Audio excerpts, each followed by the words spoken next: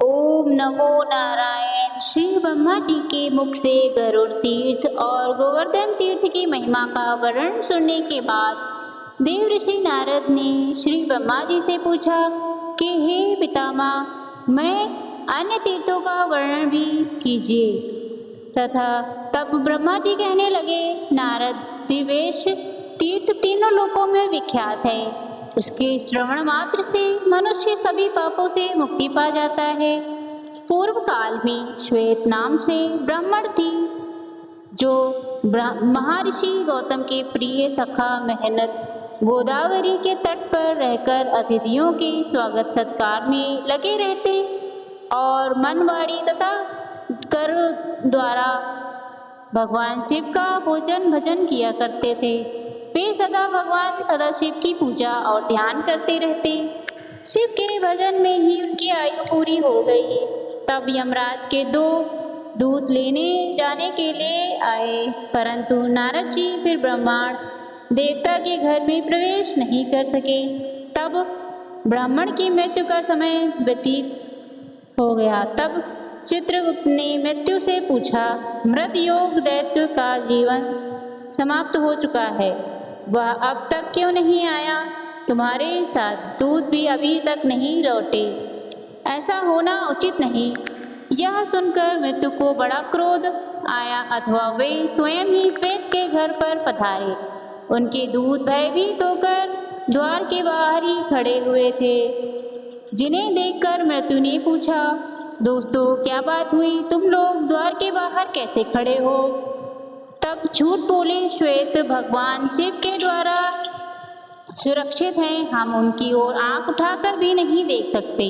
जिनके ऊपर भगवान शंकर प्रसन्न हो जाएं, फिर उनमें भय कैसा?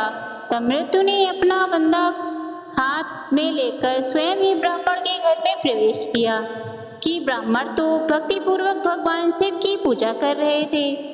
उन्हें ना तो मृत्यु के आने का पता था और ना ही यमदूतों के समीप पाशधारी मृत्यु को खड़ा देखकर दंडधारी भैरव ने विस्मित होकर पूछा, मृत्युदेव, यह क्या देखते हो?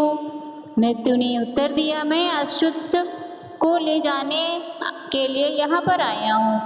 अतः इन्हें देखकर भैरव ने कहा, लौट जाओ। मृत्यु ने श्वेत पर अपना हंद स्पष्ट का यह देखकर भैरव कुपित हो उठे। उन्होंने शिव के लिए दंड से मृत्यु पर गहरी चोट की। मृत्यु देवता पास हाथ में लिए वे धरती पर ही गिर पड़े। मृत्यु को मरा हुआ देख लिया भूत उन्होंने मृत्यु के वध का समाचार यमराज से कहा, जिसे सुनकर महेश वाहन यमराज को बड़ा क्रोध आया। उन्होंने अधिक बलवान चित्रगुप्त, अपनी रक्षा करने वाले यमदंड, महेश, भूत, बेताल तथा आदि व्याधियों को शीघ्रता पूर्वक चलने का आदेश किया। तुरंत वहां से प्रस्थान किया। अपने साथियों सहित यमराज उस स्थान पर पहुँचे जहाँ यदि दूसरे श्वेत भगवान शिव की आराधना में संलग्न थे। उस समय यमराज तथा भगवान शिव के पार्षदों में अत्यंत भयानक संग्राम छिड़ा था। कार्तिकेय ने स्वयं भी शक्तिशाली और यमराज के दूतों को विदीर्ण कर डाला। साथ ही दक्षिण दिशा के स्वामी अत्यंत बलवान यमराज की भी मौत के घाट उतार दिया। मरने से बचे हुए यमदूतों ने भगवान सूर्य को यह सब समाचार कह सुनाया। यह अद्भुत बात सुनकर सूर्य भगवान समस्त देवताओं, लोकपालों के साथ मेरे समीप आए। फिर मैं भगवान विष्णु, इंद्र, गणेश, वरुण, अन्य देवता यमराज के पास गए। वे गोदावरी तट के मृत अवस्था में पड़ी थी। यमराज को सेना सहित मरा हुआ देखकर श्रवण भय से व्याकुल हो उठे।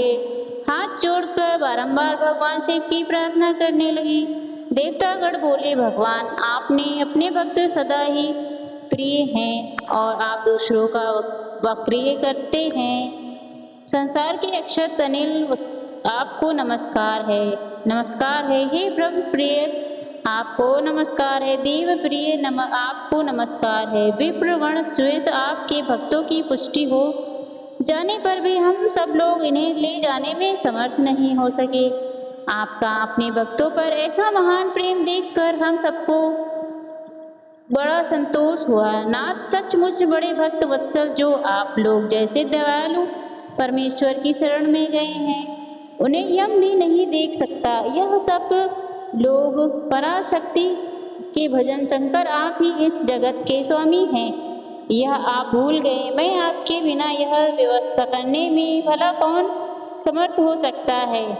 इस प्रकार स्तुति करने वाले देवताओं के समक्ष भगवान शंकर स्वयं प्रकट हो गए और बोले, देवताओं, मैं तुम्हें क्या दूं? उन्होंने कहा, देवेश्वर, यह सूर्य के पुत्र धर्म है जो समस्त देहधारियों का नियंत्रण करते हैं।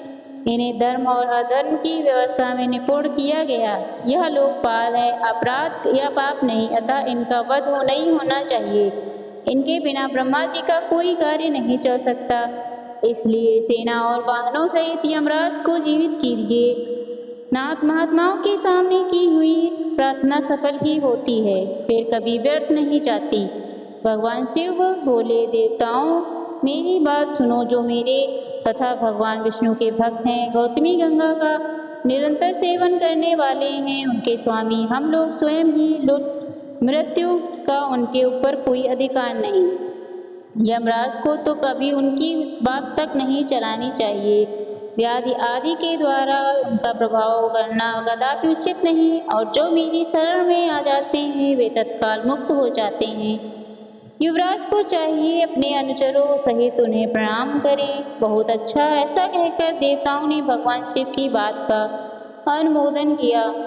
तब भगवान शिव ने अपने वाहन नंदी से कहा, नंदीकेश्वर, तुम गौतमी का जल लेकर मरे हुए यमराज आदमी के शरीर पर छिड़क दो। आज्ञा पाकर नंदी ने एवं आदि सभी लोगों पर गोदावरी का पावन जल छिड़का, जिससे वह जीवित हो उठे और दक्षिण दिशा की ओर चले गए। गौतमी के ऊपर तट पर विष्णु आदि सभी देवता ठहर गए और देवादिदेव महेश्वर की पूजा करने लगे। उस समय वहाँ 1,12,000 तीर्थ एकत्र थे। इसी प्रकार गोदावरी के तट पर 30,000 अतिरिक्त में यही श्वेत तीर्थ का पवित्र उपाख्यान है। जब मृत्यु देवता मर गिरे थे, वह स्थान मृत्यु तीर्थ के लाग है। वहाँ स्नान दान सभी पापों का नाश करने वाला है। उसके महात्म कथा श्रवण पठन श्रवण अंतकरण केवल को धोने वाला और सभी लोगों को भोग तथा मोक्ष प्रदान करने वाला है।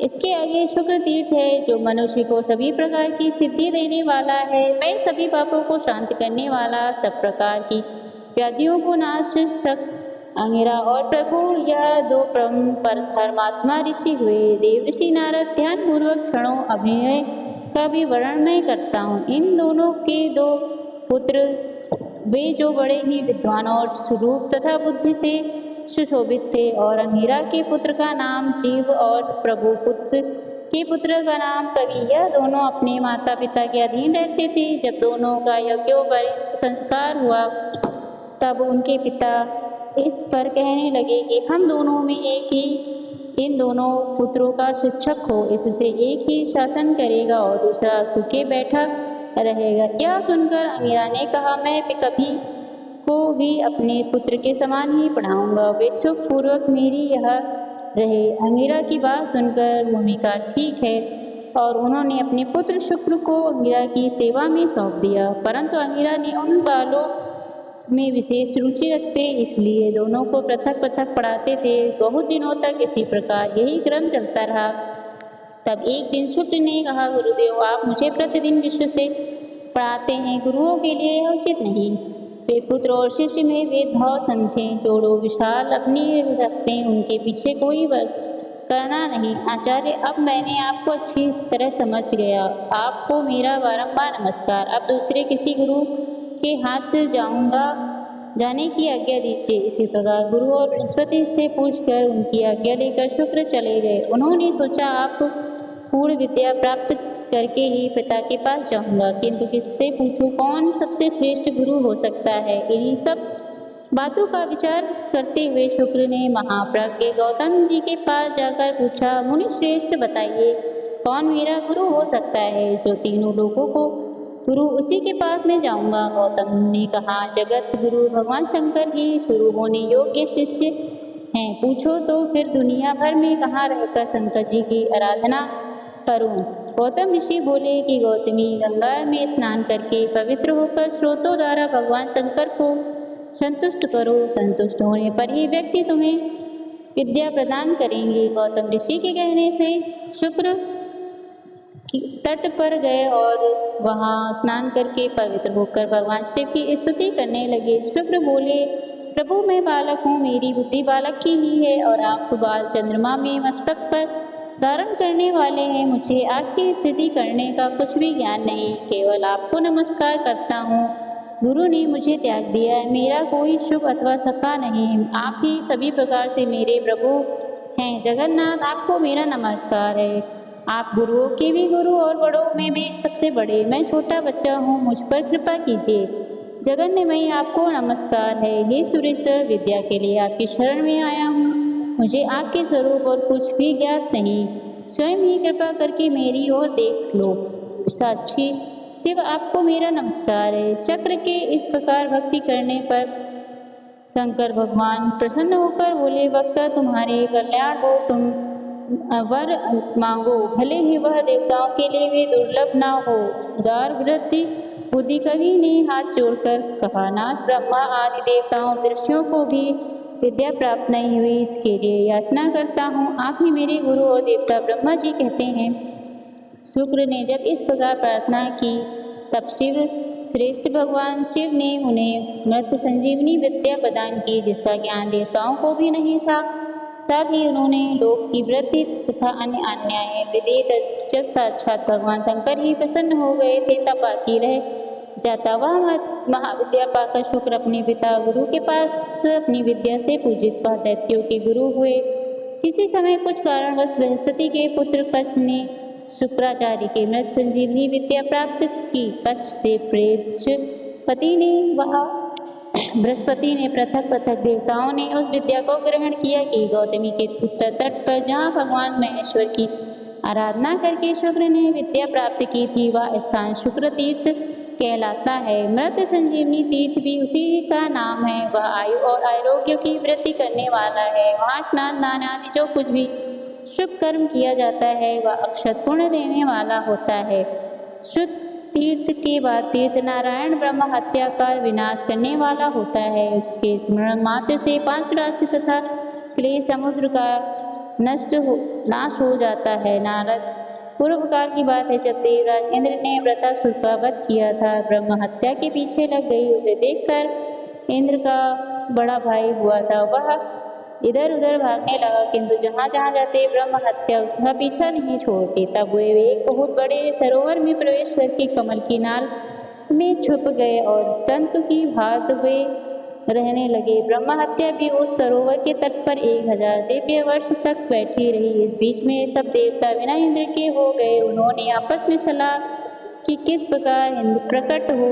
उस समय मैंने देवताओं से कहा, ब्रह्म हत्या के लिए दूसरा स्थान दे दिया जाए। इंद्र को शुद्ध करने के लिए गोदावरी नदी में न लाया जाए, इससे स्नान करने से इंद्र धनुष हो जाएंगे। इंद्र का पृथक अभिषेक नर्मदा नदी के तट पर हुआ था। वह उनके पाप का माल का शोधन होने के कारण उस देश का नाम मालूम पड़ गया।